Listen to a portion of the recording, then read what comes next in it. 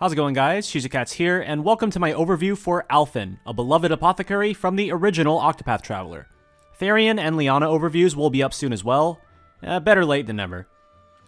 Alfyn is a unit that can fulfill multiple different roles on your team. He can serve as a single target shield breaker, with pretty respectable axe damage to boot, or he can be included on your team as a regen caster. Most notably, he has access to the powerful Pomegranate Shower, an ability that can give a bunch of BP to your entire front line, making him an excellent unit if you want to speedrun and output a ton of damage within a small number of turns. Voiced by Tomokazu Seki, Alfyn shares his voice with some very famous anime and game characters, such as Gilgamesh from the Fate series, Sosuke Sagara from Full Metal Panic, Kanji from Persona 4, and Kogami from Psycho Pass. More recently, you might also recognize him as Panda from Jujutsu Kaisen. Alright, let's take a look at his stats and kit. As is typical of many apothecaries, his standout stat is his physical defense over his magic defense, so just keep that in mind when going into high-level content. Offensively, his attack is on the higher side compared to other 5-star apothecaries currently in the game, such as Teo and Loomis. However, this alone doesn't automatically classify him as the designated Axe DPS unit, especially with Gertrude from the Gertrude Cup right around the corner. His speed isn't exactly spectacular, which can be a boon given the context of the skills in his kit. The lower speed makes him a more ideal unit to be nuking, which works with one of his 5-star skills, which is a really big nuke. Additionally, being slower than other units on your roster can make it easier for him to readily apply regen across your team, since allies can move up from the back row to the front and then have Alfyn give them regen. While his SP pool isn't exactly low by 5-star apothecary standards, it is worth noting that many of Alfyn's most useful skills are extremely expensive, making him less suitable for longer fights, unless you're okay with sticking him in the back row for some number of turns.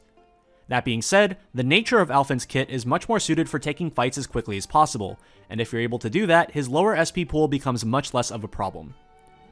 Now let's take a look at Alfyn's skills. His most notable offensive options for shield breaking are his 4-hit single target axe and 4-hit single target ice, both of which are available without being at 5-star. Both of these skills obviously make him an amazing unit for breaking shields. His best nuke option is one of his skills that's only available at 5-star, a 260 power axe nuke that actually grows stronger as Alfyn's HP gets lower.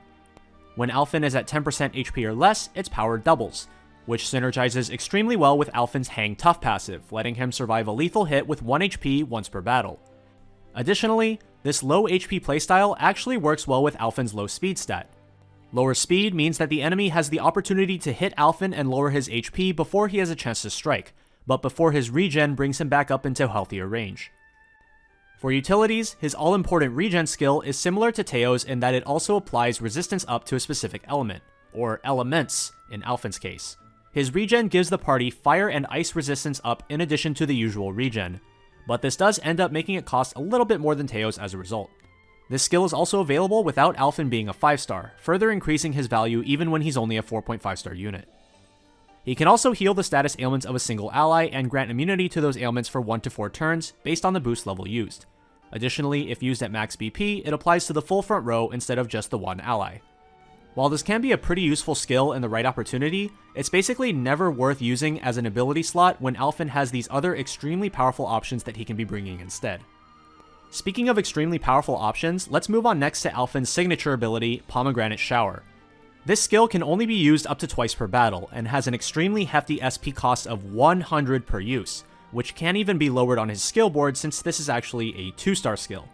It gives all front row allies 1 to 4 BP based on boost level, including Alfyn himself.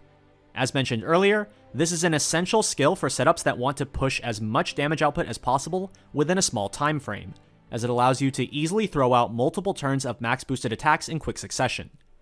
Additionally, this ability always goes last, just like Donate BP on units such as Tressa, which means that you can have all of your other party members empty their load and then get topped up by Alfyn at the tail end of the turn. Alfyn's final utility ability, another 5-star skill, is his access to Revive, just like Agnes and Lianna. My opinion on this is the same as it is on the other units. It's not an ability that you should be automatically throwing onto your kit.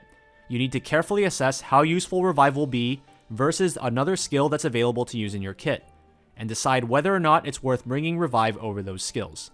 With such stiff competition in all of the other amazing skills that Alfyn has, this could end up being a pretty difficult decision.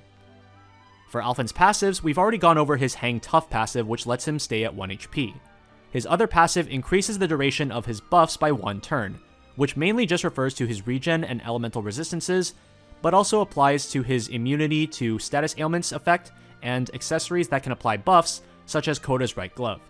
Additional duration on regen casts is always welcome, especially given the SP issues that Alfyn might run into, which we mentioned earlier.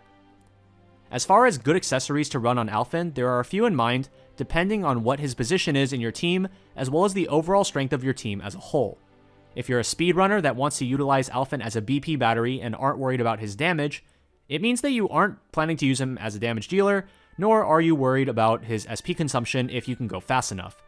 However, if you do want to use him as a damage dealer, you'll want Apothecary emblems as he doesn't have any built-in damage boosts, and if you want to use him in longer fights, you may want to bring SP regen through Dragon Scarves to make sure that he has the gas to go through the longer fights. Alfyn is an amazing unit, with access to multiple fantastic offensive and utility options. The main issue for him becomes trying to find the right 3 attacks to bring. Obviously, you can't have him be your shield breaker, and your nuker, and your regen caster, and be a BP battery all at the same time. So it's important that you're able to identify how Alfyn best fits in with the rest of your team composition, and plan out his skill set accordingly. Additionally, one major concern that some of the player base is obviously having is, does Alfyn flat out replace other units such as Teo? And the answer to that is no. For example, Teo's Double Harvest is a massive niche that he can proudly show off to the rest of the world, and will continue to be one of his unique assets for a while. I would also argue that Alfyn doesn't flat out replace Anyas either, as both of them can play multiple roles and can adjust based on the type of content that you're going against. That all being said, if you're on a newer account and don't yet have a regen caster for taking on higher level content, Alfyn is definitely a great unit to look into trying to roll for in order to fill that niche. And that wraps up my overview on Alfyn. Hope you all enjoyed the video, and as always, if you have any questions, feel free to leave them down in the comment section below.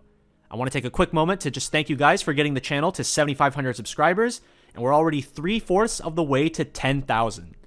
Looking ahead, my schedule is pretty chock full of content I need to catch up on coming up, including the unit overviews for Therion and Lianna, as well as guides for the upcoming Re2 Cup, and various other content that I'm sure you guys are thirsting for info on. So, keep on the lookout for those, and until next time, this has been CotC. See ya!